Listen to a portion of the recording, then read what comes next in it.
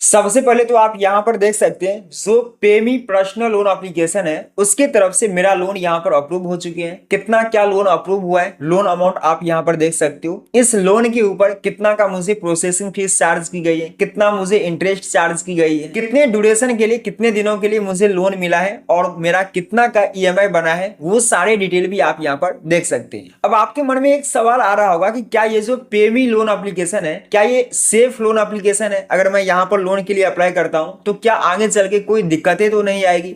देखिए पेमी जो loan application है ये आरबीआई एनबीएफसी से अप्रूव्ड है, तो अगर आप यहाँ पर लोन के लिए अप्लाई करते हैं तो आपको आगे चल के कोई दिक्कतें नहीं होगी। खास करके अगर आप कई जगह पर में लोन के लिए अप्लाई कर रहे हैं और आपका लोन एप्लीकेशन रिजेक्ट हो जा रहा है तो आपको एक बार पेमी लोन एप्लीकेशन के अंदर जरूर ट्राई करनी चाहिए। तो इस वीडियो के अंदर हम देखेंगे कि आप किस तरह से पेमी लोन एप्लीकेशन से पर्सनल लोन के लिए आप अप्लाई कर सकते हैं। लोन अप्लाई करने से लेकर के लोन अमाउंट आपके बैंक अकाउंट तक क्रेडिट होने का जो कंप्लीट प्रोसेस है वो देखेंगे। लेकिन उससे पहले अगर आप इस चैनल पर पहली बार आए हैं तो सबसे पहले आप इस चैनल को सब्सक्राइब कर लीजिए, क्योंकि इस चैनल के ऊपर आपको इसी तरह के इंपोर्टेंट वीडियो रेगुलर देखने को मिलते रहेंगे। तो फिर चलिए कार्यक्रम शुरू करते हैं। सबसे पहले आपको इस एप्लीकेशन को ओपन करना है। इसका लिंक आपको वीडियो के डिस्क्रिप्शन बॉक्स में मिल जाएगा, तो उस लिंक के थ्रू आप इस एप्लीकेशन को डाउनलोड कर लेंगे। और जैसे ही आप इस एप्लीकेशन को ओपन करेंगे आपके सामने यहाँ पर कुछ इस तरह का इंटरफेस आएगा, जहां पर आपको कुछ परमिशन को अलाउ करनी है। यहाँ पर देखेंगे नीचे में कुछ टर्म्स एंड कंडीशन मिलेगा,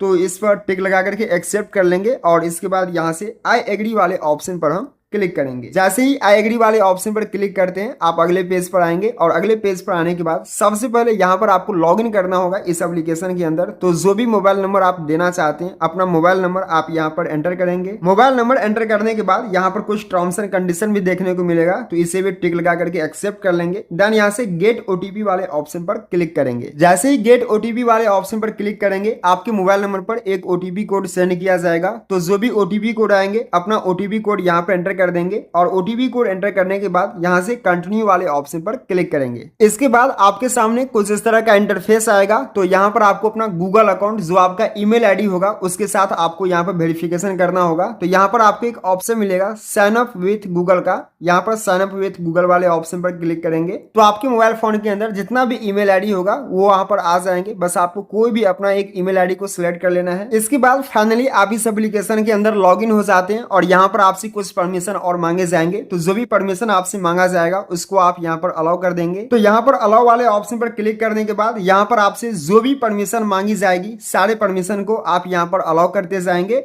और इसके बाद यहाँ पर फाइनली आप इस एप्लीकेशन के अंदर लॉगिन हो जाएंगे। लॉगिन होने के बाद आप यहाँ पर देखेंगे आपके सामने ढेर सारे ऑप्शन आपको देखने को मिल जाएगा, जैसे कि आप यहाँ से क्रेडिट कार्ड के लिए भी अप्लाई कर सकते हैं, क्रेडिट कार्ड का ऑप्शन मिल जाएगा। साथ में यहाँ से आप लोन के लिए अप्लाई कर सकते हैं, यहाँ से आप इंश्योरेंस भी परचेज कर सकते हैं। साथ में म्यूचुअल फंड में आप जो है सो अगर आपने इन्वेस्टमेंट कर रखा है तो म्यूचुअल फंड के बेस्ड पर भी आप यहाँ पर लोन के लिए अप्लाई कर सकते हैं। साथ में यहाँ पर डिजिटल गोल्ड का भी ऑप्शन है, अगर आपने डिजिटल गोल्ड के अंदर इन्वेस्टमेंट कर रखा है तो उसके बेस्ड पर भी आप यहाँ पर लोन ले सकते हैं। अब यहाँ पर आपको एक चीजें ध्यान में रखना है कि यहाँ पर लोन के बहुत सारे ऑप्शन है। तो अगर आपके पास पैन कार्ड भी अवेलेबल है और आधार कार्ड भी अवेलेबल है, आधार से मोबाइल नंबर रजिस्टर्ड है, सैलरी स्लिप वगैरह सारी चीजें आपके पास अवेलेबल है, तो उस केस में आप यहाँ पर लोन वाले सेक्शन में आ जाएंगे यहाँ पर में, या फिर यहाँ जो ये लोन का ऑप्शन है यहाँ पर आपको क्लिक करना है और यहाँ से आप लोन के लिए अप्लाई कर सकते हैं, जहां पर आपको पैन कार्ड देना होगा, आधार कार्ड वगैरह सारी चीजें देने होते हैं। लेकिन अगर आपके पास पैन कार्ड आधार कार्ड नहीं है तो बिना पैन आधार के लोन लेने के लिए आपके सामने यहाँ पर और भी ऑप्शन मिलते हैं,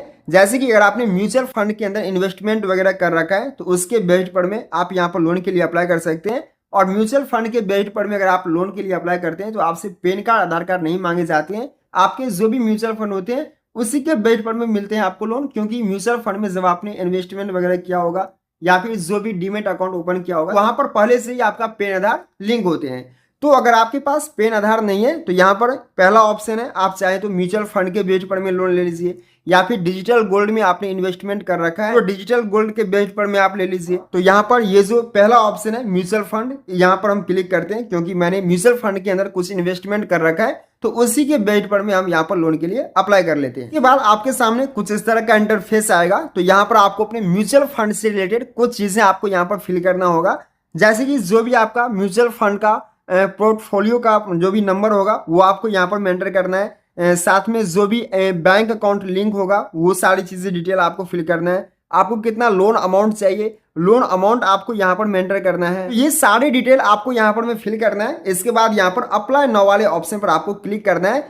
जिसके बाद होगा क्या कि यहाँ पर चेक किया जाएगा कंपनी की तरफ से कि आपने म्यूचुअल फंड में कितना इन्वेस्टमेंट वगैरह कर रखा है। सारे डिटेल को यहाँ पर में चेक कर लिया जाएगा, आपके बैंक अकाउंट को वेरीफाई कर लिया जाएगा और इसके बाद जैसे ही आपके म्यूचुअल फंड के एसआईपी वगैरह जो भी चीजें हैं इन्वेस्टमेंट, उसको जब वेरीफाई कर लिया जाता है तो आपके एलिजिबिलिटी के हिसाब से जो भी आपके लिए लोन अप्रूव होता है, लोन अमाउंट आपको यहाँ पर देखने को मिल जाती है। जैसे कि मेरे केस में यहाँ पर देख सकते हैं 50,000 रुपए का लोन मेरा अप्रूव हुआ है। इसी तरह से आपके लिए जो भी लोन का ऑफर होगा, लोन अमाउंट आपको यहाँ पर देखने को मिल जाएगा। बस यहाँ से आपको नेक्स्ट करनी है। इसके बाद आप अगले पेज पर आएंगे और यहाँ पर आपको अपने बैंक अकाउंट को वेरीफाई करना होगा। तो जिस भी बैंक अकाउंट के अंदर आपको लोन अमाउंट चाहिए, आपको अपना बैंक अकाउंट के कुछ डिटेल फिल करना होगा। जैसे कि अकाउंट नंबर यहाँ पर फिल करेंगे, दोबारा अकाउंट नंबर को कंफर्म करेंगे, आईएफएससी कोड यहाँ पर, और जो भी अकाउंट होल्डर के नेम होगा वो नेम आपको यहाँ पर फिल करना है। देन नीचे में कुछ टर्म्स एंड कंडीशन मिलेगा, टेल का करके एक्सेप्ट करेंगे और यहाँ से हम नेक्स्ट करेंगे। ऐसे ही बैंक अकाउंट वगैरह सारी चीजें वेरीफाई हो जाती हैं, आपके सामने थैंक यू का मैसेज आ जाते हैं